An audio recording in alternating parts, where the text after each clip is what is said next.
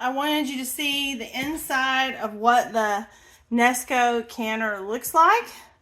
This is the Smart Pressure Canner, but you can also use it as a steamer, a water bath canner, a slow cooker, or you can brown stuff in it. I think you can even use it just like an Instapot. So it has a lot of functions if that's something you're interested in. I'm not interested in using it as my Instapot. I have an Instapot, and my Instapot actually has a stainless steel, not a coated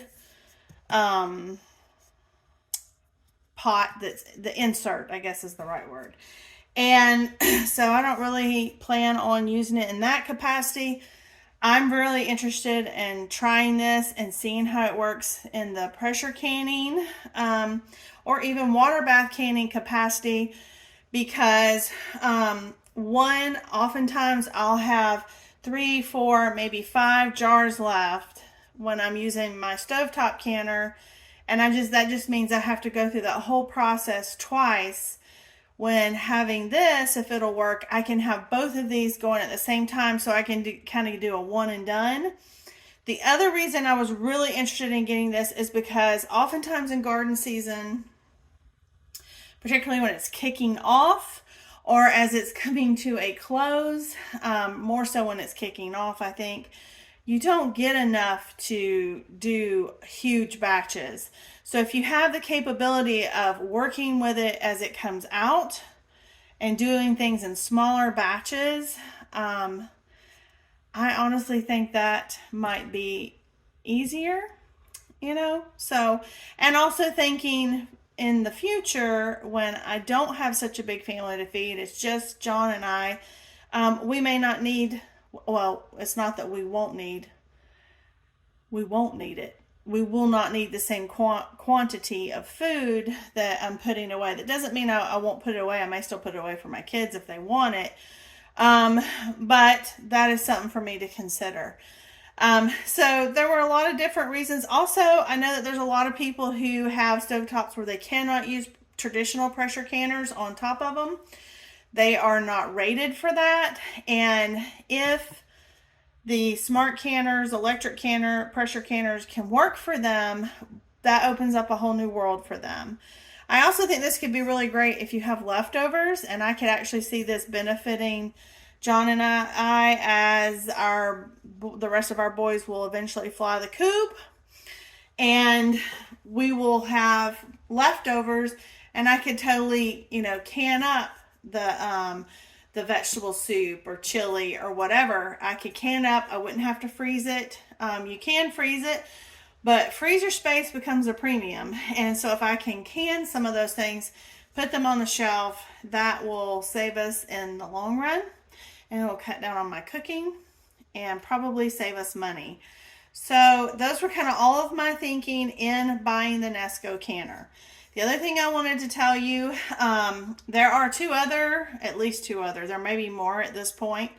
There is like an Instapot version. I don't recall the name of it, and the reason I didn't even really pay much attention to that one was because that one, in my research, had failed a lot of the tests. And I don't know if it was like one of the first ones. I really don't know. I didn't do that much research. Just when I saw that, I didn't look at it any further. The two ones that I saw most people talking about were either the Nesco or the Presto Smart Canner. And so the Presto, now my stovetop one is a Presto. It's the cheap Presto one. It's great. I love it. I'm happy with it. So I'm not saying that the Presto one would not be a quality one. It is twice the price of the Nesco. And I did some research, and there were some things that it failed. It did not seal correctly in some of my research. That doesn't mean it didn't seal for most things or any of that, or that it's unsafe. It just was not the one that I saw rated that had the best outcome. And the reason that the Nesco in my research had the better outcome was because if you live 1,000 feet above sea level, this one actually has a weight that you put on in place of the one that comes on. And that will ensure that it's got that weight of pressure, just like if you were using a stovetop canner, that is applied that would be needed so that you could get the proper seal. Now, I don't even need this for where I live, but it made me more comfortable to purchase this one. And so I did. I have already washed out the pot and all of its things, but there's something that when you're gonna pressure can that you need to do for the longevity of your pressure canner, and that is your gasket, which is, I'm going to show you on my Presto canner. If you have an Instapot, you should know it's this little thing right here. These come out and you need to lubricate them from time to time. You don't have to do it every time, but you do need to do it from time to time. So this one being brand new, I'm going to take it out and I'm going to lubricate it. I'm going to lubricate my stovetop one because I'm going to be using both of them today. And I typically use coconut oil or avocado oil because those are a high heat oil. And today we are going to be canning up our pizza, or you could use it for pasta or pizza. This stuff has been slow cooking. I will tell you, it took, I kept it on about 200 degrees on my roaster pan, and it took, I want to say, a good 14-15 hours to reduce enough. Again, I wasn't using strictly paste tomatoes. These were all different types of tomatoes. Some of them were paste tomatoes. Most of them were, I had lemon boys, I had Cherokee purples. I just had all kinds of different types of tomatoes. I even had a lot of the Juliet tomatoes that were in there, which was nice because those didn't have a lot of seeds.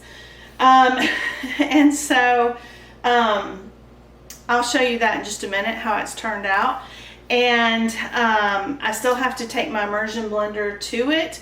Most of everything broke down, but I don't want any kind of, I really want it to be pretty smooth since we're primarily using it for a pizza sauce is my plan, because we eat pizza probably, I would say, average 3 times a month, sometimes maybe once a week, but I'll say probably about 3 times a month.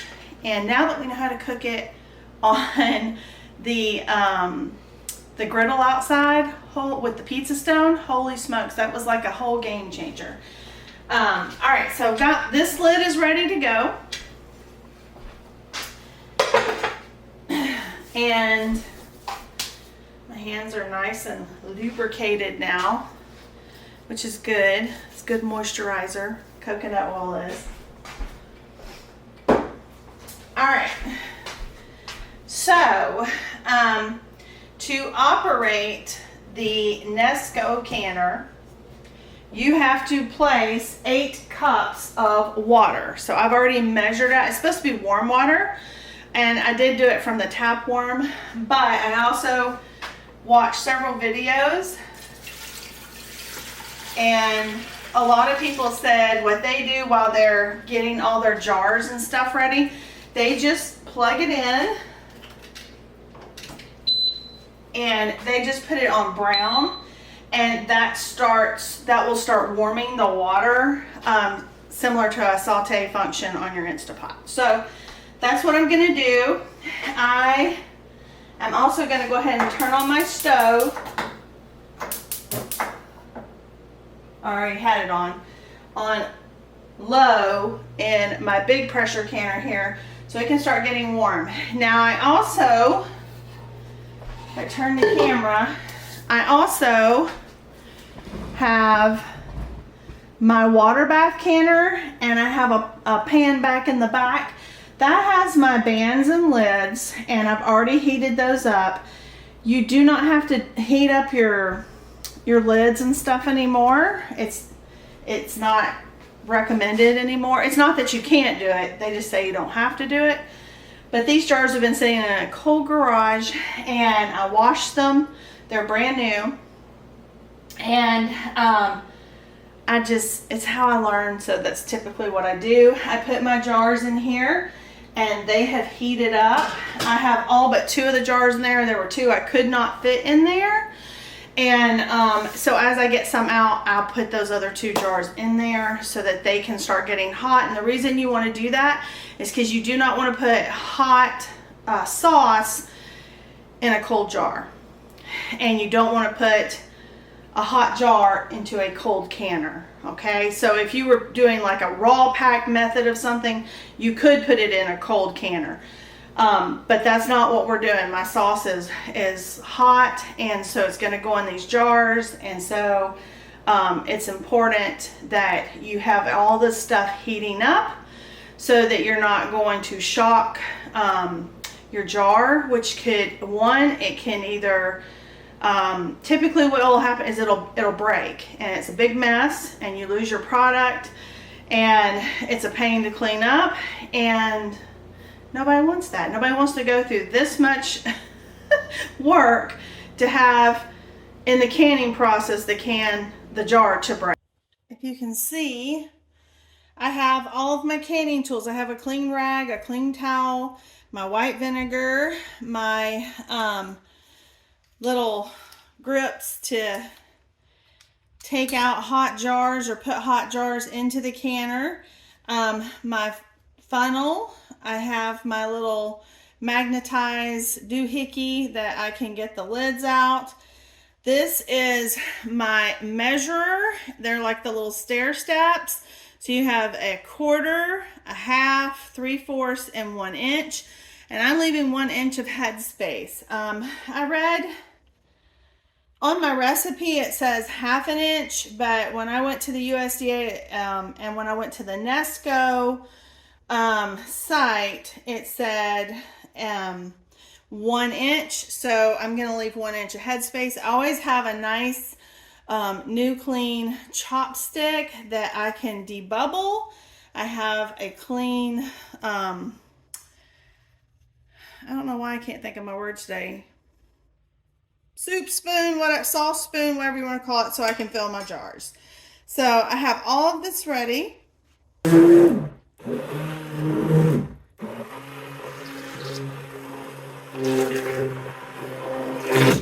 All right.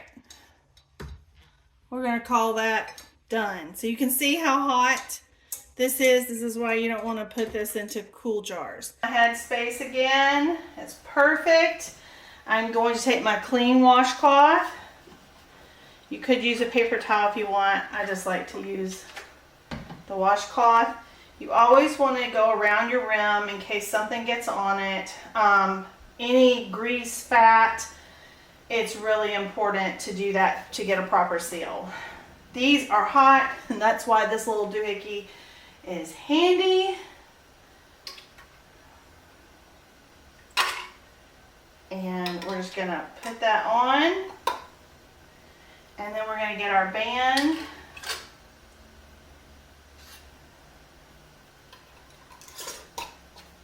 Fingertip tight. You don't want to over tighten these. You want them, you don't want them too loose, but you just tighten them like once. That's all you need for the process to work. And then this one is ready to go in the Presto.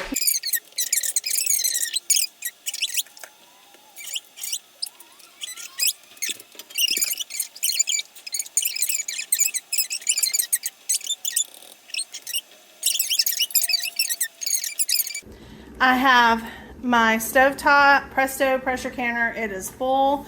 I'm fixing to put the lid on and get it going. And I still have to, I've got one in my Nesco electric canner going, or it's not going yet. I have to finish jarring up to fill this one up, and then I will get it going. All right, guys, so we're gonna take the jar. We're gonna put it in our Nesco canner. And we gotta get our other two in there.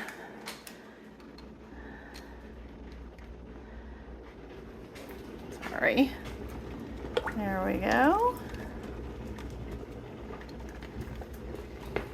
Alright guys, so we've got the 5 jars, the 5 pints. Now if you were using quarts, you could only do 4. Okay guys, as you can see, I have about half a gallon left of sauce, which that should give me 4 more pints of pizza sauce. So I'm gonna allow this to cool down, and then I'm gonna put it in my refrigerator. And tomorrow, I'm gonna do 4 jars, 4 of the pint size wide mouth jars in the Nesco Smart Canner. And so that's pretty good. I'm really happy with that. That's a lot of pizza sauce. So, so far this is going pretty good. And matter of fact, I'm already venting and timing my Presto Pressure Canner. This one is still, it's gonna come up to pressure. It takes time. I think I read in the book it takes usually about 30 minutes. So that's fine. My guess is this one might get done quicker because it was already, the water was so hot waiting on me to get all the jars filled. So, but it won't be by much. But I'm excited. So excited. So stay tuned. Handy dandy book here. And we've already got our 8 cups of water in here. I did turn it on the brown thing. I didn't think it got really, oh, now I bet I know why it didn't get hot, because I didn't hit start. No wonder, I'm a doofus. Okay. All right, so we're gonna lock and load it. All right, we're gonna make sure that it is on the exhaust. Essentially, it's going to do the same thing. It's going to vent. And when it comes up to temperature and it starts venting, it's going to come up, it's going to say E10, and you're going to wait for that to count down. I have seen several people do this wrong on videos, where as soon as they saw E10, they they turned it to airtight before it had that 10 minutes to vent. That's wrong. And so, so you want to wait, so you've got to turn it on exhaust, so we have that.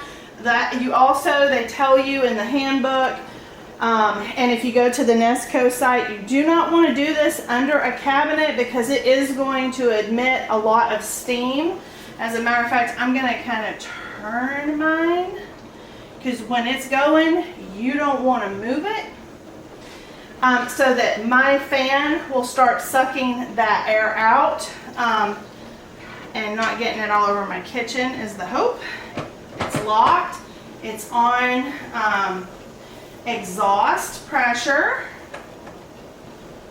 All right, we are supposed to put high. We're going to hit high. Then we're going to select the time, which is 35 minutes. This is extremely loud. I noticed this on other people's videos and even on Nesco's thing. All right, and then we're going to, we've got that, we've got it on exhaust, and we're going to hit, where's the start button? Start. And it's just going to do that. It's going to cycle through, and then when we get to that E10. All right, guys, it just beeped. It did like 3 beeps. And it says off, and you're supposed to just leave it alone and let it naturally come down to pressure. So that's what I'm going to do. And yay. And then over here, this one has been off. I'm going to go ahead and turn that off. This one has been off for a while now, so you can see it's totally down to pressure. So I'm going to take my pot holder, and I'll take that back. I'm not going to do anything because, as you can see, this is still up. That would have been a big mistake. This is still up. I was getting ahead of myself. And so you have to wait till that pops back down, and then when it does, you can take your weight off. And so, yeah, so far so good. Okay guys, it just beeped, and it's on E10. So it should be venting. It does have some steam starting to come out. So once the E10 is gone, then we can hit the airtight. We just turn it and leave it alone, let it do its thing. Now this one has been venting for well over 10 minutes. So now I'm going to put my weight on. I want to be careful. All right, and I'm going to wait for it to hit that 11 pounds of pressure. And then because I have a gas stove, I know I do it on this side because I can control the flame to help try to keep it there. You don't want it to go below 11 pounds of pressure, but you don't want it to go way over either, because then you get siphoning. And if it goes too bad, you see the big caution, that's dangerous. So we don't want none of that. So anyway, yeah, this is going pretty good. Okay guys, we're to E1, and once we hit E0, that's when we're supposed to go from the exhaust, and this is how it exhausts. So it's a lot of steam coming out. This is why they say not to put it under your kitchen cabinets, because it can totally damage them. I don't know that my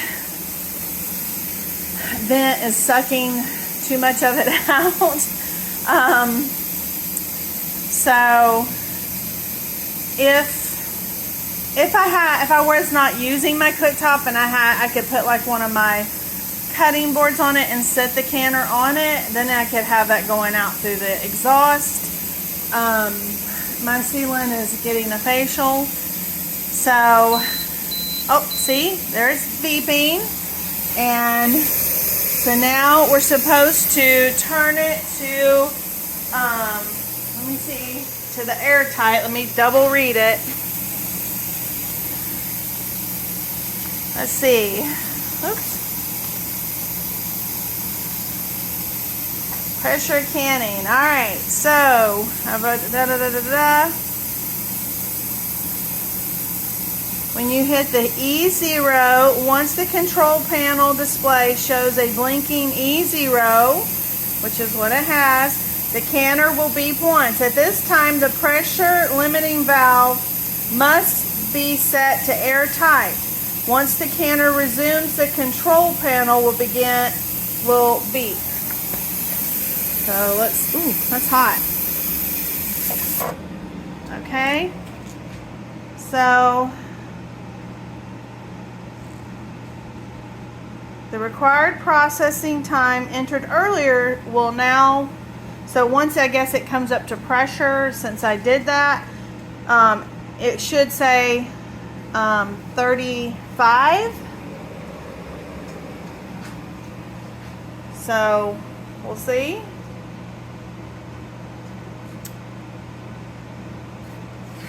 I don't know how long this takes.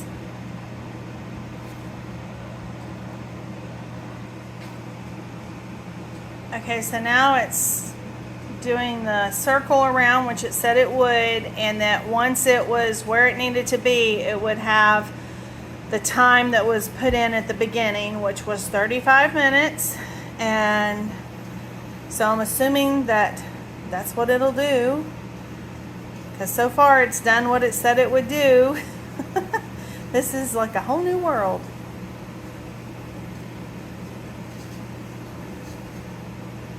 Again, I don't know how long this takes.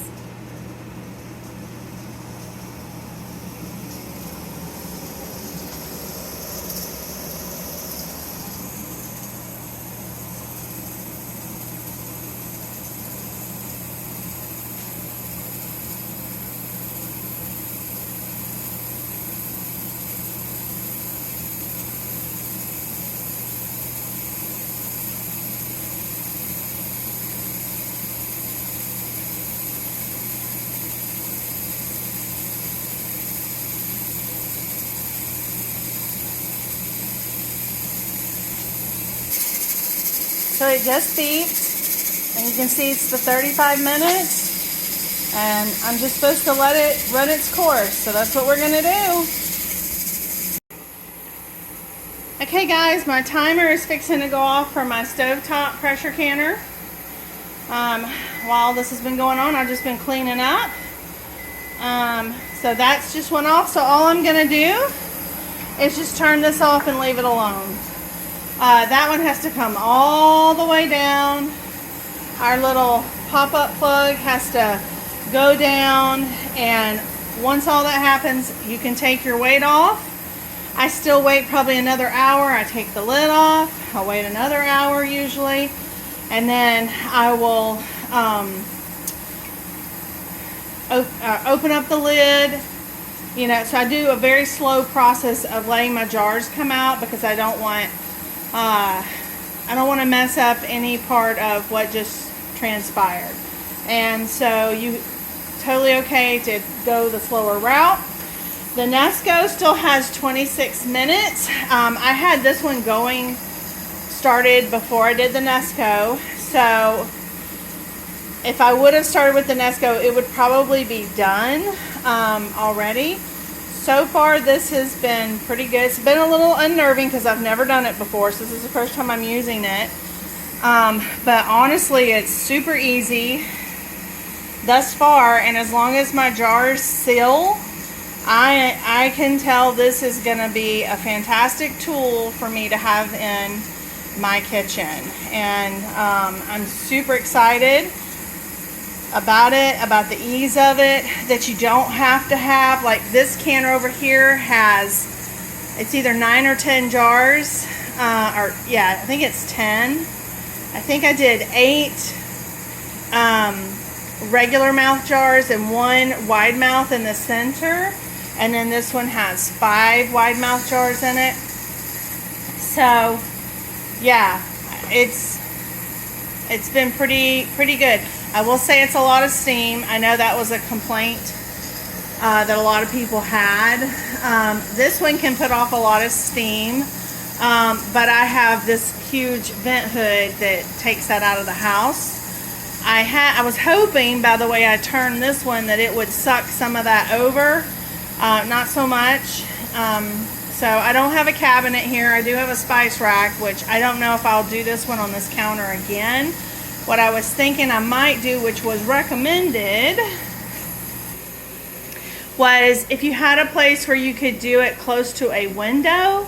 And so this cart, I can move my coffee machine and I could totally open up the window and have it going right there. That was one of the suggestions I saw a couple different YouTubers make. Because of the amount of steam on that, that's kind of up to you. I don't have a lot of upper cabinets, so I'm not totally worried about it, to be very honest with you. So, I mean, we live in our house. I expect that, you know, my kitchen will have to get repainted again. And, I mean, that's life. I learned that as a homeschool mom. So I learned that kind of as a homeschool mom, that my house was not going to be clean all the time. It's not that it was dirty. It was cluttered a lot of the time because we live in our, I guess what people call their starter home. It's our home. And it's a 3-bedroom. We converted a room in our basement to a 4th bedroom, 2-bath home. And so our boys, up until their high school years, they had to share a room with a brother. And we homeschooled here. We did everything. And so it just is what it was. And so if you're always here, you're gonna have clutter and stuff. And that's just the way that it goes. And that's okay. And so that's kind of how I see the kitchen and all the things that I love them. I'm so happy we got this done. It makes it such a joy to be in the kitchen and to cook and do all the things. But I live here. I want to use it. It's kind of like, I remember we got wedding silver. Really nice stuff. Like, I think it was over $100 a place setting. And when we were first married, I would take it out for special occasions and put it up, and we wouldn't see it for, you know, a year or whatever. And then one year I just said, why? someone paid a lot of money for us to have this, and I want to use it. And so we use it every day. So that's kind of how I think about it. Nothing is eternal other than salvation that Jesus gives. Everything else is meant to be used, consumed, and hopefully it'll last a long time. And if it doesn't, then you have to replace it. So that's kind of how I view the steam coming out of that canner. That canner so far has been pretty helpful today, and I'm excited about the possibilities for the upcoming garden season and what it can do for me. So unlike the Sauce Master and my first thoughts on it, the Nesco canner is right now, if my jar's still, it's the bomb snickety. So, and if you've never pressure canned before, it couldn't be easier. It really is super simple to use, and it's not that I think it's hard to pressure can or anything like that. There's just different steps, and this one has taken some of those steps away, and that's that. So anyway, I will show you what the jars look like when they get done. Okay guys, let's see how it looks. I know you want to stand back. It looks pretty good. I don't see any siphoning. It looks like a couple of jars have already pinged. I thought I heard some pinging, but I didn't know which canner. So yeah, I'm just gonna leave them in here and let this cool down. I have my other one I've taken off. They're still in there. It's just cooling down. I don't want to bring them out too soon because I don't want to mess up all my hard work.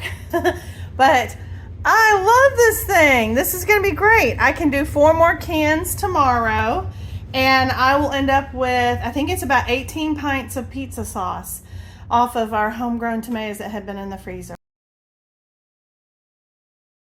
What it looks like when it does siphon into your pan. You can see I did get a little siphoning into my stovetop pressure canner. I got none in the Nesco, and everything's pinging and all that. I won't check seals until tomorrow. You really want to leave them alone for about 24 hours. And that's my plan. Look how pretty. That's beautiful. So I've got those. Those are all the wide mouths. And then those are all the regular mouth ones I did in the other pressure canner. They look fabulous, and I am thrilled. So if you can see, here's my Nesco right behind me. I got that off of Amazon. I'm not sure where else you would find one. I'm sure if you know, tell me in the comments. But I got mine off Amazon using birthday and Christmas money. And like I said, I think I paid $147 for it. And holy smokes. It costs a little bit more than what my original Presto canner costs. You can get those at like Walmart or any place like that. I think I paid like $99 for that one, and I'm thankful I have it. It's a beast. It works great. But that is going to be amazing.